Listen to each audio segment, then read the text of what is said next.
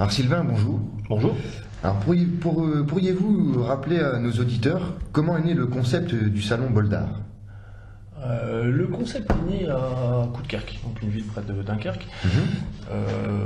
Tout est parti d'un collaborateur maintenant et ami qui s'appelle Olivier Rango et qui a créé ce concept pour se promouvoir lui, pour promouvoir l'art. Il a commencé dans un château, le château des Huiles Le Sieur. Il a commencé avec que des peintres. Et j'étais amené au hasard des réseaux sociaux à le rencontrer et à lui monter mon projet, parce que son projet c'était déjà quelque chose que je voulais mettre en place, que je pensais depuis plusieurs années. Et il s'avérait que plutôt que de créer quelque chose de mon côté, j'ai préféré qu'on fasse ça ensemble. Donc ça a très bien fonctionné dès le départ avec Olivier, et du coup j'ai participé à son événement. Et j'ai commencé à éventualiser les lieux potentiels et à me renseigner un peu à droite à gauche. D'accord. Et quelle est la particularité de ce salon justement? La particularité de ce salon, c'est, comment dirais-je, de promouvoir l'art. Je crois que c'est l'essentiel. À savoir que l'artiste ne paye rien, que s'il vend quelque chose, on lui demande rien. Boldar, par concept, n'est pas une galerie, mais je me répète encore, c'est juste pour promouvoir l'art, les artistes.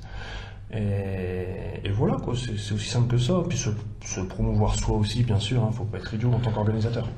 Donc donc c'est en France que l'idée a vu le jour, et donc il y a 2 ans, Boldar franchissait la frontière.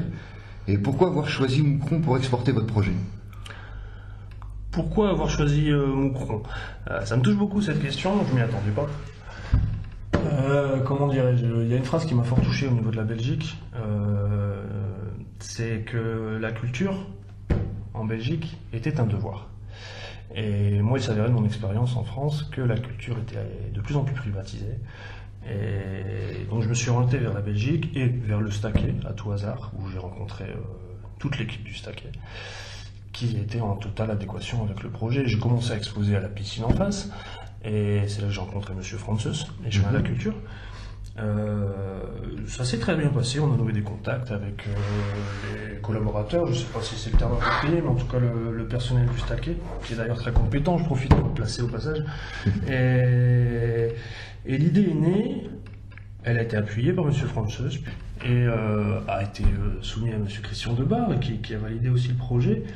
Et puis on s'est mis en route tout doucement et ensemble, c'était important pour moi comme pour l'événement, à finaliser les petits détails de cet événement. Donc voilà, c'est peut-être répondu de façon simple, mais on va dire que ça correspond aussi à Boldar, la simplicité. D'accord. Et donc, quelles sont les disciplines qui seront représentées lors du salon? Oh, c'est une vaste question. Alors, les disciplines, comme le Flyers l'indique, sont pluridisciplinaires, mais il n'y a pas assez de place sur des flyers et des invitations.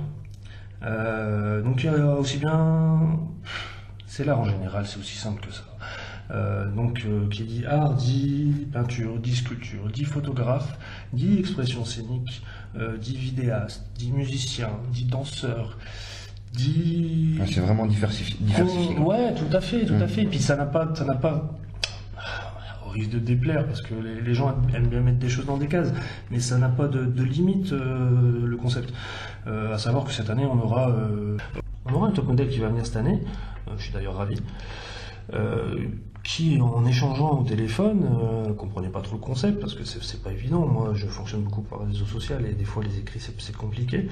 Mais en parlant un petit peu au téléphone avec elle, j'ai appris qu'elle était créatrice, donc, et aussi styliste, et qu'elle essaye de monter son petit truc de son côté. Bon, cette personne, elle est d'autant plus honorable qu'elle vit de ça. Et je lui ai dit, mais en fait, t'as Boldar en toi, tu le sais même pas.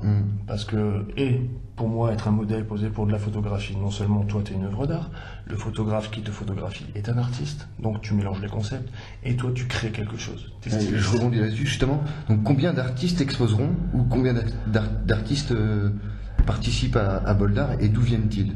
Bonne question, Jimmy. Je vais pas pouvoir te répondre en intégralité, parce que ça évolue tout le temps. C'est bien pour ça que je peux être la bête noire de certaines personnes, vu qu'il y a beaucoup de changements, puis ça a de nouveaux projets qui mûrissent aussi.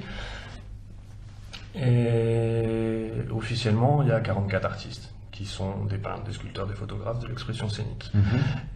Sans oublier les membres de la troupe du lointain, bien sûr, car même pour moi c'est la surprise, je ne sais pas combien ils vont être au total. Mais officieusement, les musiciens ne sont pas comptabilisés là-dedans. Il est juste écrit musiciens sur le flyers. Maintenant, au jour d'aujourd'hui, j'ai encore des musiciens qui vont participer à des jam sessions. Je ne serai même pas prévenu de leur passage, il y a juste des tranches horaires où ce sera complètement libre et où le musicien en acoustique pourra se représenter. S'il vient tout seul, il se représente. S'il vient à 2, il sera en bœuf. S'il vient à 3, c'est juste excellent. Les performances d'artistes aussi, quand je dis performance d'artistes, parce qu'en fait, pour moi, rien que le salon est une performance, l'organisation aussi d'ailleurs, sont aussi ouvertes et organisées dans le sens où il va y avoir des planifications d'artistes qui sont déjà cités sur l'événement, qui vont performer. Mais je vous réserve la surprise, c'est aussi pour ça. Non, mais justement, on en parlera après. Donc. Mais ça sera aussi ouvert à d'autres personnes qui ne seront pas prévues parce qu'il y a des murs vierges qui leur sont dédiés. Donc c'est là qu'on en vient à la non-limite du concept et du projet, mais qui est quand même un peu géré, que ce soit par moi ou aussi par toute l'équipe du Staquet.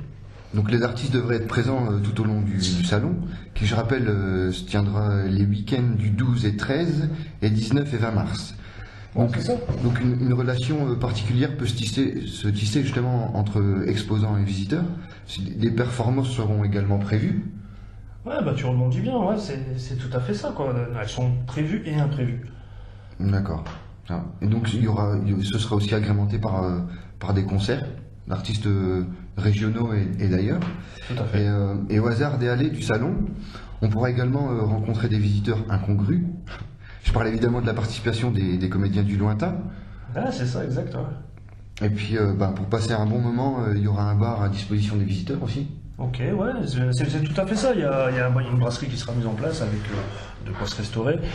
C'est pas du tout pour pousser à la consommation, mais c'est juste parce que des fois, dans des endroits, on a envie de rester et on a juste faim. On vient avec ses enfants et son enfant a faim ou a soif. Et puis voilà, c'est à disposition. C'est en aucun cas une incitation. Voilà. Et le vernissage de cette deuxième édition de Boldar est programmé le vendredi 11 mars à 19h. Et j'ai appris qu'il y aura une vente aux enchères de 4 tableaux. Ah oui, justement, c'est bien que tu me parles de ça parce que c'est assez important, puis c'est aussi un projet de cœur. Moi, j'ai un passif d'éducateur spécialisé et dans les enfants, dans les troubles du comportement et dans le milieu de l'autisme, pour faire bref, parce que ça peut être très long, après je vais monopoliser le truc. Mais il y a 4 œuvres. Ouais, ces 4 œuvres, pour l'histoire des œuvres, déjà, ça a été fait sur le salon 2014. D'accord. Elles ont été faites sur place. L'initiative de ces œuvres a été faite par un Danois, un artiste danois qui a fait le déplacement, qui a pris 4 morceaux de carton blanc que j'ai ramené, qui a commencé à faire des dessins et qui a fait participer les enfants. Je l'ai pris un peu pour un ovni, ce mec, cet artiste danois que je connaissais pas ni d'Elle ni d'Adam, qui aujourd'hui est l'un de mes meilleurs amis. Franck Gallo, pour le citer, parce que je crois que c'est quand même important, il y a l'initiative de ce projet, et puis il m'a ouvert les yeux sur plein de choses. Dédicace à toi, on n'est pas loin. Et donc il a fait des petits hiéroglyphes, des petits dessins. Moi j'ai ramené ma peinture. Les enfants ont peint. Dans les dessins, comme ils peignaient des pochoirs, comme s'ils étaient dans un cours d'art plastique à l'école.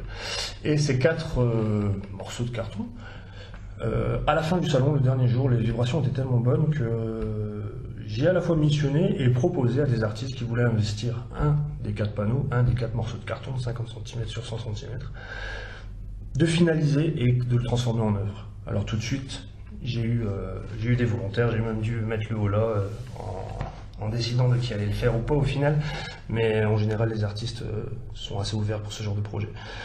Et donc maintenant ce sont des œuvres signées par des artistes, faites avec des enfants. Et cette vente aux enchères, donc ces 4 œuvres, seront encadrées pour l'événement et donc mises aux enchères. Il faut savoir que tous les bénéfices retirés de cette vente aux enchères iront directement à des enfants qui ont des troubles du comportement et du développement. Si vous voulez, elles vont pas être mises en vente à un prix. Bien sûr, à un prix, parce que tout a un prix, mais elles vont être mises en vente sous forme de sessions découvertes de sport, de handisport. À savoir qu'une session coûte à peu près 10 € au niveau du club partenaire, qui est un club de basket. Ouais, donc l'enchère, ce sera sous forme de bons, c'est ça? C'est tout à fait ça. C'est tout à fait ça. La séance coûte 10 euros. Ouais, donc c'est un bon, Voilà. moche de bon. Une séance, deux séances, d'accord. 3 séances, 4 séances. D'accord, ça va. En imaginant que les enchères Ah, gardent. c'est sympa. Ouais. Parce que ni l'artiste qui a créé cette œuvre avec les enfants ne tire de bénéfice, ni moi-même, ni même l'organisation de l'événement, ni même le bol d'art en soi ne tire de bénéfice. C'est directement au gamin. Et chaque séance de sport permettra à un enfant de découvrir ce sport de cœur aussi, car j'ai mis tout mon cœur, qui est le basket, et de façon adaptée, protégée, sécurisée et très bien encadrée. C'est cool. Donc voilà, et plus il y aura de séances, plus il y aura de gamins heureux, et c'est très sympa de m'avoir fait parler de ça, parce que... Ouais, de rien, mais en tout cas, on te le souhaite. En tout cas, on Sylvain, leur souhaite, on leur souhaite. on leur souhaite aussi. Hein. Merci. Merci à toi, Jim, c'est cool. Et alors, on se donne rendez-vous le 11 mars. Oh, je sais pas si je serai là, on verra. Si je tiens encore debout d'ici là. Salut. Salut!